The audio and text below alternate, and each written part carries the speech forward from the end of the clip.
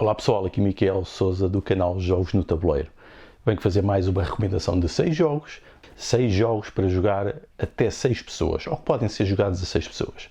Há sempre uma tendência grande para que estes jogos que podem ser jogados a 6 pessoas, que é um número que não é muito comum, embora existam alguns, não é? Mas não é muito comum dentro dos Eurogames, que tendem a ser 3, 4 pessoas. Estes jogos depois tendem a ser muito longos. Alguns deles são realmente jogos muito longos, outros nem tanto. Mas é como todos os jogos, se os jogadores souberem todos muito bem as regras, o tempo de jogo reduz muito. Nestes casos é igual a todos os outros jogos deste género e podem ser mais longos, convém ter isso em noção, mas são jogos que vocês podem ter então a experiência de jogos que são para menos jogadores com mais jogadores, ou quando querem realmente ter, por exemplo, uma noite de jogos em que querem envolver as 6 pessoas ao mesmo tempo num jogo deste tipo de jogos de planeamento e de estratégia e mais Eurogames. Embora alguns não sejam bem Eurogames também. Pronto, isto é só muitas exclusões e muitas exceçõezinhas, mas vamos então falar de cada um deles para vocês perceberem. Um dos jogos que eu gosto mesmo de jogar a 6, tento jogar uma vez por ano, é o Game of Thrones, The Board Game, o Second Edition. Neste jogo vamos estar a exceçõezinhas, mas vamos então falar de cada um deles para vocês perceberem. Um dos jogos que eu gosto mesmo de jogar a 6, tento jogar uma vez por ano, é o Game of Thrones, The Board Game, o Second Edition. Neste jogo vamos estar a reescrever a história do Westeros, antes de haver o elemento mais fantasioso do jogo. Ainda não há White Walkers, nem dragões, nem nada dessas coisas. Acaba por ser um jogo de intriga política, num contexto medieval. Nós temos realmente o mapa do Westeros, temos as 6 casas principais que vão estar a tentar lutar por dominar o território, e quem dominar primeiro e ganha quem conseguir reunir 7 castelos, ou fortalezas ou castelos, nós definimos tudo por castelos. 7 castelos, ou no final dos 10 turnos que o jogo demora, tiver mais castelos e quem ganha o jogo, e depois existem também critérios de desempate. Portanto, o jogo vai ser um jogo de muito bluff, de traições, de estratégia, de alianças, e vai replicar bastante bem as narrativas que poderiam muito bem acontecer em Westeros. Portanto, é um jogo que depois acaba por criar e deixar memórias de grandes traições, de grandes epopeias, de grandes reviravoltas, e eu acho que o jogo está muito bom nisso. E acaba por ser também um jogo de recurso e de estratégia, de combate, mas que não é muito dado a sorte. Ou seja, tem aqui elementos de estratégia, de planeamento e de controle do parte dos jogadores. Portanto, desse ponto de vista, acho que é muito interessante, está muito bom. Não é apenas um jogo em que estamos a lançar dados e ver o que é que sai do combate. Outro jogo que pode ser muito bom também a 6, Power Grid, versão portuguesa, alta tensão, pode ser jogado a 6. Este é o jogo que supostamente os contabilistas ganham. Temos aqui então redes de custos para poder chegar às cidades, que vamos tentar comprar centrais elétricas, gastar recursos para as alimentar, produzir energia e distribuir energia e ganhar dividendos. Tem um mercado, os recursos vão mudando, tem uma oferta elástica, consoante a disponibilidade dos preços mudam, das matérias-primas, e depois também interessa a ordem com que compramos, e há um leilão pelas próprias centrais elétricas que gastam diferentes recursos e consoante os recursos produzem ou alimentam uma série de cidades diferentes. Portanto, é um jogo com muito cálculo, com muito planeamento, com muita estratégia, vão ter que estar a fazer muitas contas, mas depois também vão ter que estar a interagir com os outros jogadores nos leilões, saber quando devem ir primeiro, saber quando devem expandir a vossa rede ou não, aproveitar as oportunidades, que depois os preços mudam, e saber também leiloar no momento certo, a central certa. E é um jogo que pode ser jogado a 6, e com 6 penso que ainda ganha mais interesse, porque existem mais jogadores a interagir no sistema. E é um jogo que pode ficar longo, mas se todos souberem também isto, por exemplo, o Game of Thrones, eu não referi, pode ser jogado pode durar no mínimo 3 horas, e é provável que dure até mais. Este não, pode ser jogado nas 2 horas e dá perfeitamente até com 6 jogadores para ser jogado nesse período de tempo. Outro jogo que acho que funciona também bastante bem a 6 é o Steam. Aqui supostamente uma versão um pouco mais simplificada e não tão castigadora do Age of Steam. Aqui os jogadores têm mais flexibilidade e podem ajustar melhor os seus planos, portanto é o melhor jogo de introdução. O jogo consiste nestas redes em que vamos estar a construir infraestruturas para ligar as várias cidades que têm cubos. As cidades têm cores, os cubos têm cores e os cubos querem ser transportados para as cidades. Quanto mais longe conseguimos transportar, mais pontos ganhamos. Neste caso os pontos são rendimento para a nossa empresa que dá dinheiro e também pontos de vitória. Nós é que temos que escolher este equilíbrio. E depois existe interação entre os jogadores também, nós podemos usar as infraestruturas dos outros, também lhe damos pontos e é realmente um jogo de planeamento e gestão também bastante bem conseguido. E funciona bem a 6, porque há muita interatividade na rede e no mapa.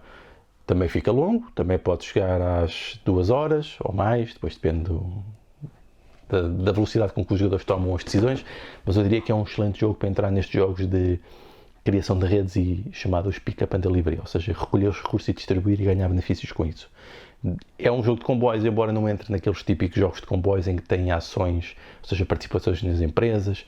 Este não tem isso. Está simplificado apenas para a parte da distribuição logística dos cubos e das cargas e das infraestruturas. Outro jogo que também joga bem a 6, e até pode ir a 7, e até estou na dúvida se com a expansão não vai a 8, mas penso que não, é o Between Two Cities, que consiste num semi-cooperativo. E isso é interessante também. Eu não gosto muito de jogos cooperativos como jogador, embora eles sejam incrivelmente úteis para aplicar em contexto de jogos sérios ou para dinâmicas de grupos com base em jogos. Este jogo tem a particularidade de ser muito mais rápido, pode ser jogado em meia hora e os jogadores estão a construir as suas cidades, consistem nestas grelhas estão a ver aqui algumas, nestas grelhas de cidades, estão aqui distribuídos.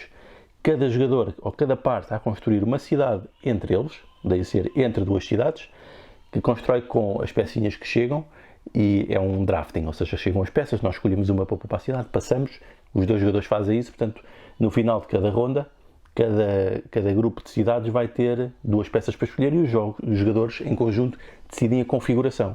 E consoante as adjacências das peças, elas geram pontos. E no final, vamos ver a pontuação de cada cidade e cada jogador pontua a sua cidade mais baixa, porque estará também sempre entre duas, tem sempre duas, está sempre a trabalhar com outros 2 jogadores noutras 2 cidades. Ou seja, vai ter necessidade de fazer o melhor possível em cada uma delas, ter um equilíbrio, porque se dedicar apenas uma, vai pontuar a mais baixa e isso não interessa. Este jogo eu recomendo que usem a expansão, já não me lembro o nome da expansão, mas vamos ver aqui dentro, que ela está aqui dentro, cabe na mesma caixa, e a expansão é o Capitals. Também podem jogar em modo solitário, não sei como é que funciona, é a Capitals em que vem dar, para além das peças, vem trazer umas bases, estão aqui há várias, que vai dar setups diferentes às várias cidades e adjacências próprias. Vem trazer também novos tipos de edifícios e edifícios públicos que depois geram novos tipos de pontuadores. Portanto, eu recomendo sempre com esta expansão, é muito melhor, fica mais variado, tem mais oportunidades para pontuar e é mais... tem sempre jogos diferentes, enquanto com a versão base depois tende a ser quase sempre a mesma coisa. Tem também pontuadores ocultos com esta nova expansão, portanto isto é bastante melhor. E embora isto não esteja assim muito bem arrebado, a expansão cabe aqui dentro do jogo base. Outro jogo que é interessante a 6 é aqui o Vênus. Porquê? O Vênus para o Concórdia, ou seja, o Concórdia-Vênus. O Concórdia não dá para jogar a 6, só joga até 5 e se calhar até é demasiado, eu diria que 4 é o ideal. No entanto, se juntarem a expansão Vênus, podem jogar a 6 e a 6 vão poder jogar o jogo em equipas. Ou seja, equipas de 3, um contra o outro, ou equipas de 2, uma contra a outra. Podem fazer isso. Mas dá para jogar a 6. E o interessante aqui é que depois vocês jogam as cartas, cada jogador joga o seu turno normalmente, e os outros jogadores fazem também o mesmo efeito que aquele jogador escolheu fazer. O que é interessante é que para além do Vênus traz cartas novas, outras coisas, mas aqui vocês podem definir antes do início do jogo como é que vão jogar o jogo. Se vão jogar com restrições de comunicação ou não entre a equipa. O que pode ser uma forma muito interessante de verem os efeitos do alpha player, se alguém domina ou não, e podem ajustar àquilo que vocês gostam mais de um jogo que tem um elemento de cooperação, mas tem de competição contra a equipa. E isso também é uma coisa interessante, haver esta possibilidade de fazer isto. Não é uma coisa que me fascina também como jogador, esta coisa de jogar em equipas, não me interessa muito, mas neste jogo é interessante, porque dá esta possibilidade de ajuste. E para quem gosta deste tipo de coisas, eu acho que tem aqui um jogo muito interessante para conseguir explorar estas duas coisas. Jogando um Concórdia, que para mim é um jogo muito bom pelo modo como está construído. Portanto, também tenho vídeos aqui a explicar isso, depois podem ver o porquê do Concórdia. Mas neste caso, é realmente o jogo que torna-se mais flexível, tendo esta expansão, e o jogo melhora bastante, e fica a ser realmente muito interessante com esta nova possibilidade de jogar em equipas e jogar então até 6. Por fim, o outro jogo que eu acho que é interessante para jogar a 6 é aqui o Rise to Nobility.